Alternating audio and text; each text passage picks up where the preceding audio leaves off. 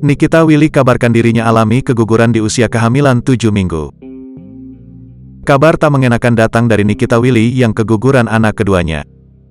Nikita Willy umumkan bahwa dirinya baru saja mengalami keguguran saat usia kandungan 7 minggu.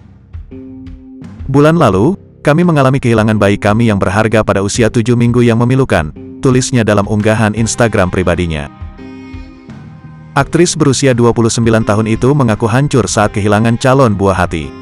Namun, Nikita Willy mengaku dikuatkan sang suami, Indra Priawan Joko Sutono yang membantunya untuk bangkit dari keterpurukan.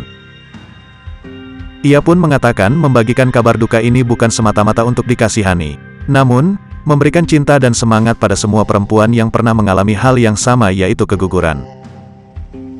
Itu adalah pilihan saya untuk berbagi ini, bukan untuk simpati tetapi untuk membantu wanita lain merasa kurang sendiri atau bersalah. Aku berdiri bersamamu menawarkan empati, pengertian, dan harapan untuk kesembuhan, kata Nikita Willy.